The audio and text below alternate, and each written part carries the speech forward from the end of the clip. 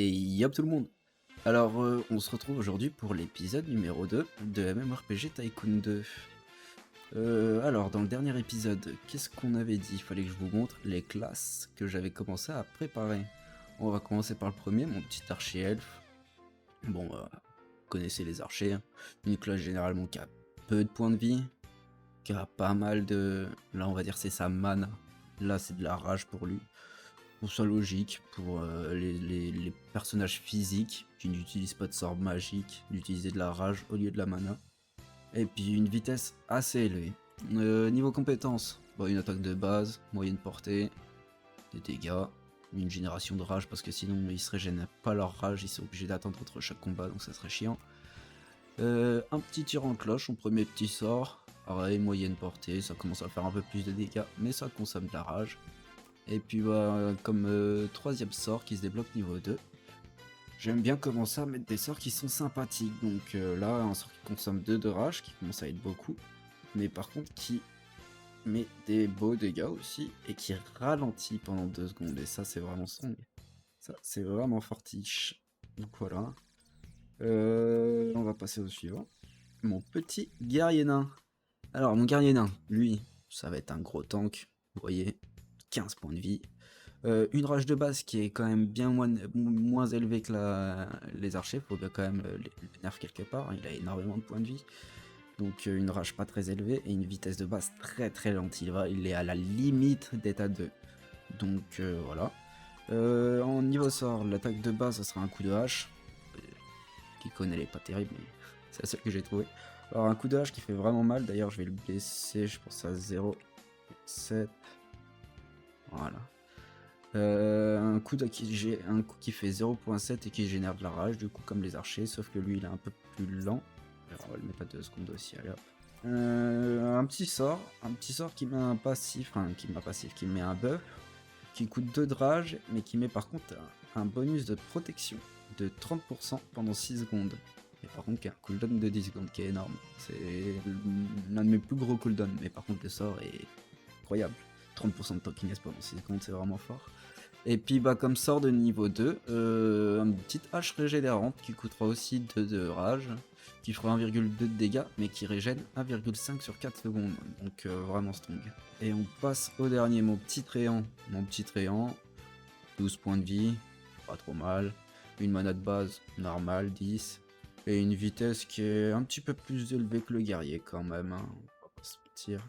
Il est pas encore au 4, mais il a quand même une belle vitesse. Alors, ça sera le healer. Parce que je trouve que dans un MMORPG, faut une classe de healer dès le départ. Donc, son petit sort de base, Ronce. Si vous connaissez Dofus, les Sadida, voilà. Ce sera à peu près la même base, sauf que bah, là, ça régène de la mana. 0,5 secondes de cast, 2 secondes de recharge. La même portée que les archers. Pour le heal, ça coûtera 1 de mana. Ça soigne 1,3 toutes les 4 secondes. Par contre, 1 seconde de temps de cast, donc il faudra faire attention. Et pour l'enracinement, pour son troisième sort qui se débloque niveau 2, et bah ça sera un petit sort qui fera peu de dégâts, mais par contre qui stunnera la cible sur place pendant 1,5 secondes. Donc c'est vraiment big, ça permet de mettre quasiment une auto-attaque en plus sans que le mob ait pu bouger. Donc voilà, on a fait le tour des 3 classes que j'ai à ma disposition pour maintenant. On peut aller voir les monstres que j'ai commencé à faire. Donc là, pour ma première zone, comme vous pouvez voir, c'est mes petites rogues. Alors mes proggies, mes mobs dits tacticiels, des mobs vraiment très faibles, 3 points de vie, qui se déplacent à une vitesse de base de 2, et qui font normalement 0, voilà, 0.3 de dégâts. Vraiment les mobs dits tacticiels. Ensuite, mes deuxièmes mobs, mes petits loups. Les loups qui sont là dans la ferme, qui ont envahi la ferme du paysan. Commence à être un peu plus vénère, un point de vie en plus, surtout un de vitesse en plus. Et niveau dégâts, ils me sont gagnés 0.1 de dégâts en plus. Donc voilà pour mes petits loups. Mes sangliglis, c'est la troisième zone de monstres que j'ai fait dans la dernière vidéo. Mes sangliglis, eux, c'est les mobs qui commencent à être un peu énervés. Ils ont pas mal de points de vie. Je pense que je vais baisser d'ailleurs un petit peu leurs dégâts. Ouais, voilà, j'avais monté à 0,05. peut-être abusé.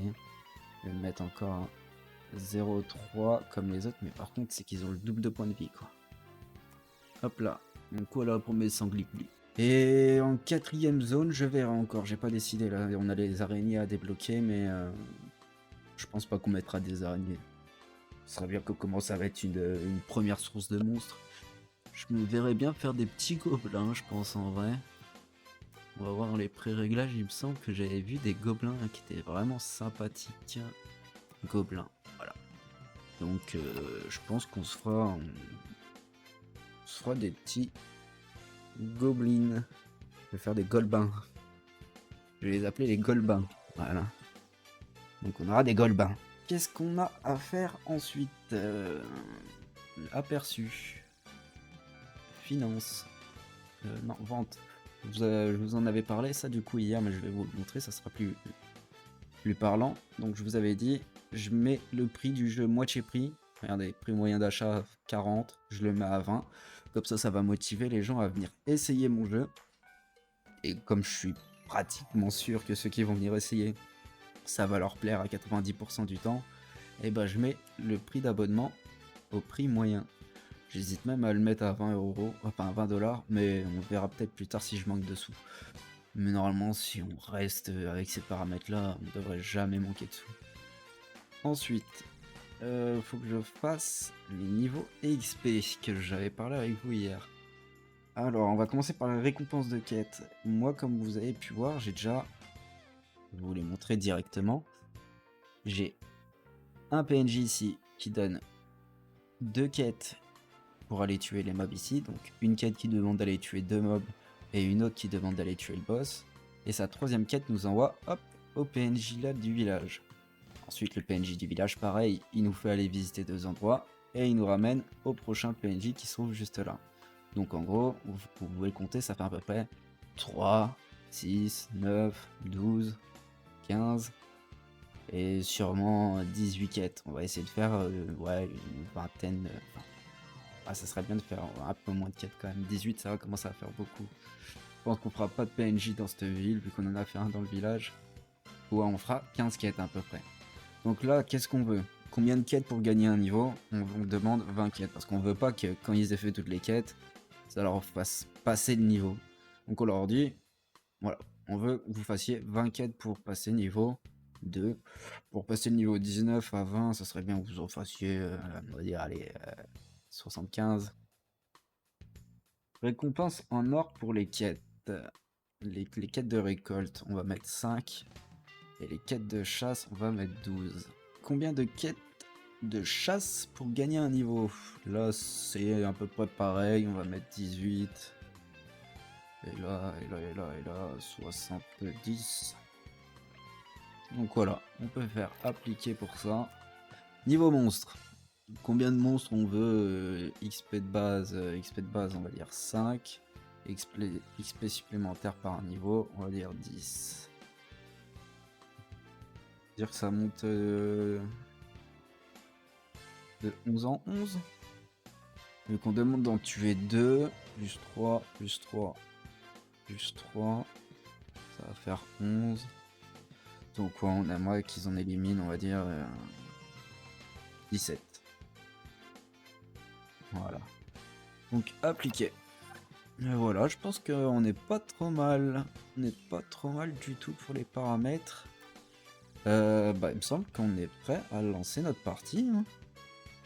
Qu'est-ce qu'il me semble? Qu'est-ce que je vois à faire en plus? Est-ce qu'on a des développeurs? Ouais, on avait pris. Est-ce qu'on a des maîtres du jeu? On en a 2, c'est parfait. Touk. Bon, les menus ont un petit peu changé, donc le temps que je m'y réhabitue. Ok, donc là on aura les avis, on aura à peu près tout. Là on a le truc finance, ok. Éditeur. Combat. Paramètres de réapparition des monstres. Secondes pour réapparaître. On va dire qu'ils mettent 20 secondes. J'ai enregistré? Parfait. Je connaissais pas ça d'ailleurs. Fonctionnalité. Activer les groupes, c'est fait. Si, une chose que je peux vous montrer du coup, que je vous avais parlé hier, parce que je vous avais dit hier qu'il y avait un système pour guider les joueurs c'est les grands monuments, comme celui-ci, et pareil pour ici, celui-ci. Et sinon, il y avait le système de quête. Alors, vu que nous, on a lancé en mode histoire, les joueurs vont énormément suivre les quêtes. Donc là, comment j'ai paramétré mes quêtes, en gros, c'est, vous voyez, première quête, aller tuer 2 bonhommes. Deuxième quête, aller tuer le boss qui se trouve juste là. Vous voyez, là, c'est un petit Gugus. Là, c'est le boss, il est 3 fois plus gros. Et la troisième quête qui nous mène, vous pouvez voir la flèche, à ce monsieur-là. Allez voir agent et discuter avec cette personne. Et s'ils font ça, pouf, ça va leur donner la récompense. Et ça va du coup les laisser à ce PNJ. Et du coup, bah là, à partir de ce PNJ, pareil, ils feront les 2 quêtes. Allez voir le magasin de potions, allez voir le marchand, allez voir le magasin de potions. Et ensuite, allez voir le troisième PNJ. Comme vous pouvez voir la flèche, tac. Et lui, pareil, hein. Donc voilà, du coup, le système que je vous ai expliqué, c'est pour ça que j'aime bien lancer en mode histoire, c'est que ça permet vraiment de guider les joueurs au maximum et du coup, ils peuvent profiter de toutes les maps qu'on fait, quoi. Parce que sinon, si on lance en mode, en fait, si on lance dans les autres modes, le truc c'est que les joueurs vont juste rusher les monstres comme des débiles. Et il suffit qu'on mette des mauvais paramètres en plus et qu'on leur dise tuez 5 monstres, vous passez à un niveau. Et bah, on va se retrouver avec des joueurs niveau 3 qui vont être dans votre zone de niveau 1, on n'aura pas encore fait de zone pour eux, etc. Et voilà, quoi, ça sera chiant. Honnêtement, ça sera pas très marrant. Donc bon, bah voilà, j'ai dit tout ce que j'avais à dire, on va pouvoir relancer. Et puis bah, je vous montrerai juste après les zones que j'ai commencé à faire. On va pouvoir augmenter un petit peu la vitesse. Voilà. Tac, on est parti. Bon, c'est un peu dommage, là on voit pas mes bâtiments développés, mais tant pis. On va passer l'introduction.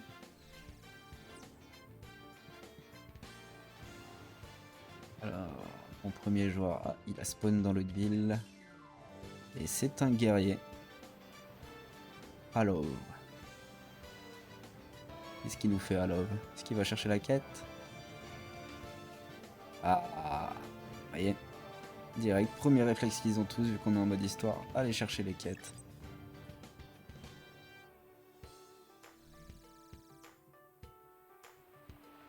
On va aller regarder un petit peu ce qu'ils font pour l'instant. Le temps que nos sous montent un petit peu. Et c'est parfait, ils se dirigent tous à part lui, mais bon, vous voyez, hein, 3 PNJ sur 4, ah, 4 sur 5, qui se dirigent au bon endroit. Faites pas attention à ça, hein.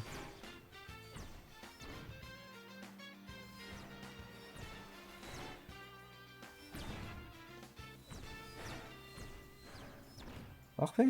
Bon, voilà. On va pouvoir commencer à laisser un petit peu le jeu se faire. Qu'est-ce que ça raconte ici? On peut cliquer sur eux pour voir ce qu'ils font. Est-ce qu'ils ont une quête de lancer? Massacre ce Froggy. Fait à rendre. C'est parfait.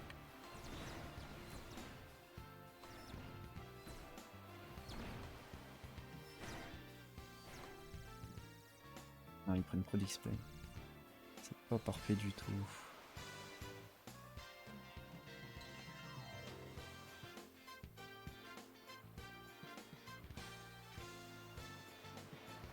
Élimination de base 15 plus 130 30 par niveau.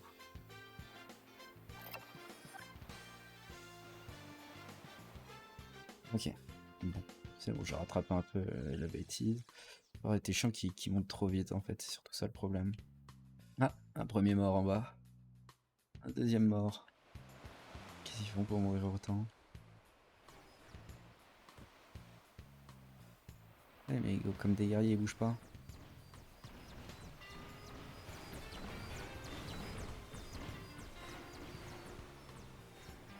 Il en tue quand même pas mal avant de mourir le bonhomme. Et il y a déjà des petits avis.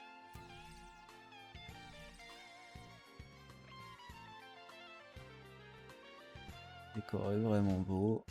Le décor est vraiment beau, c'est parfait. Quand est-ce qu'il vient? Le jour 2 du mois 1. Ok. Aperçu. Est-ce que j'ai un avis général? Ouais, c'est parfait, ça commence à monter. Notation. Que du boss positif. Eh ben c'est parfait. On peut lancer. Pleine vitesse. Bon, le début, ça va être un petit peu long. Ce serait bien que je monte à peu près 20 000 et je pourrais commencer à faire mes 2 grandes villes. Donc, je sais pas, peut-être que je ferai un petit accéléré là le temps que les sous montent. Ou sinon, je verrai si je trouve quelque chose à faire en attendant. On a déjà des PNJ. Oh, on a déjà fait PNJ ici. Bah voilà. Si, je peux vous montrer quelque chose là en attendant. Commencer à vous montrer mes zones maintenant qu'elles ont toutes été faites. Donc là, vous voyez ma petite zone de Froggy.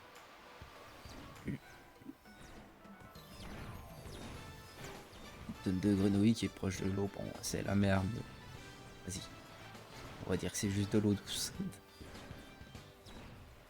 Ensuite, ma petite zone de loup. Donc, en vrai, je suis vraiment fier d'elle. Elle est vraiment sympa, je trouve, avec les petits champs. On dirait une petite ferme là, avec le crochet pour décharger et charger les bottes de paille et tout. On pourrait faire un peu plus de détails, mais je verrai plus tard quand on sera vraiment bien niveau sous. Donc voilà, ma petite zone de loup avec le boss en plein middle. Je la trouve vraiment sympathique comme ça, entourée de la forêt. Et puis ma troisième zone, ma petite zone de sanglier, qui est dans une forêt de pins. Les petits sangliers carnivores. Je sais pas, ça m'a fait rire quand j'ai mis ça. Je me suis dit, c'est des sangliers, mais pas herbivores. Ils mangent pas que des champignons. Ils mangent des champignons, parce qu'il y en a. Mais ils mangent pas que ça. Ils peuvent avoir un peu de chair. Ils prennent volontiers. Donc voilà pour ma troisième petite zone. Je pense que la quatrième, comme on va faire la ville ici, qu'on va déjà avoir pas mal chargé par là. Soit je la ferai par là, soit je la ferai par là. Mais je pense plus que je la ferai par là parce que là, faut que je fasse la route pour la prochaine zone vu que les deux se relieront comme ça en gros. Les deux zones, on va essayer de les relier au même endroit comme ça. Ils poseront tous même le même point de départ et hop, on pourra avancer après dans les niveaux comme ça. Donc voilà, nous avons à peu près l'enchaînement qu'on va faire.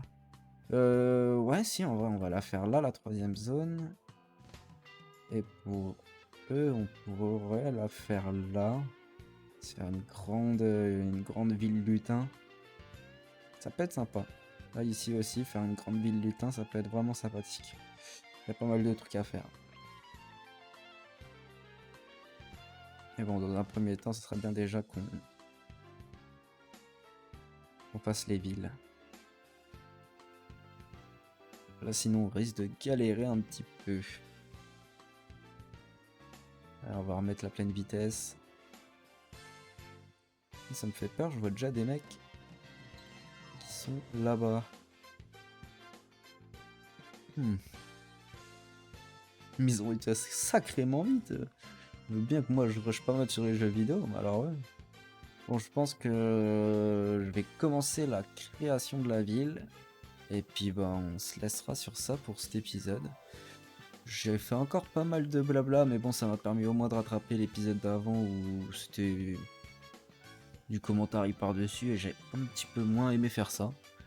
Bon bah allez, on est parti pour commencer la nouvelle ville. Alors déjà dans un premier temps, le bâtiment le plus important, une auberge, ce serait bien qu'on s'en mette une là, qu'on en mette déjà une deuxième. Je peux essayer de la mettre où la deuxième? Mettre une là, peut-être une troisième. Auberge, petite auberge juste ici. Et une petite forge qui sera à l'entrée de la ville. La boutique de potions, je peux la mettre par là. Boutique de marchandises. Hop, et je peux même mettre le truc à breloque. Non, on verra plus tard. Qu'est-ce que j'ai envie de mettre comme tour ici? Je vais mettre une petite tour élégante. Une petite tour élégante, c'est pas mal. falloir qu'on mette un petit cimetière aussi. Alors le petit cimetière, tac. On met lequel, normalement. Il y en a un qui se met en ville qui est assez sympathique. Résurrection élégant, il me semble que c'est lui. Hop, je vais le mettre vers la sortie de la ville parce que la zone démon sera par là, donc ça sera plus proche pour eux. Et là on peut entourer de route. Enfin de route. Entourer une muraille. Alors une belle muraille. Voilà pour cette zone. Ensuite,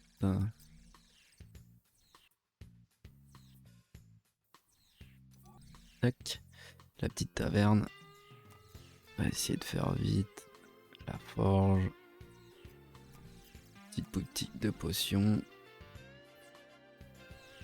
Et le marchand. Ah, pitou. Et j'ai pas mis la tour là, si. Ah si, j'ai mis la tour élégante. Donc il me reste plus que le marchand, tour élégante et l'autre. On va se refaire un petit peu de sous. Je mettrai un petit accéléré à ce moment-là. Regarde un petit coup. C'est très bien ce qui se passe. C'est jusqu'à 3000. Hop, et je vous reprends. Alors je voulais juste vérifier quelque chose parce que je vois déjà des mecs arriver dans les grosses zones quand même. Je vois des mecs, voilà, taper des mobs là dans ma zone de sanglier. Ils ont combien? J'aimerais bien voir leurs infos personnelles, voilà. Je comprends pas qu'est-ce qu'ils font là. Pourquoi lui il a seulement 18 d'XP, il est déjà là. 13 d'XP, il est déjà là. Par contre ils ont fait une sacrée technique d'enfoiré. 3 archers, un tank. Ils ont trouvé, hein. Ils ont trouvé la soluce. Est-ce que j'ai quand même quelques healers? Ok. Bon, du coup, on va faire vite. Hop hop hop. Je vais là. Toi, je vais te mettre là.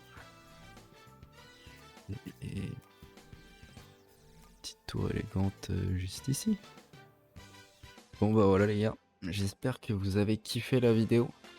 N'hésitez pas à liker, vous abonner et mettre un petit commentaire de ce que je pourrais améliorer ou quoi que ce soit. Je sais qu'il manque la muraille, mais c'est que là on va commencer à être à 30 minutes de vidéo. Faudrait que je fasse un petit peu de montage, je vais mettre des petits accélérés à des endroits. Donc voilà, je vous dis à la prochaine, bye.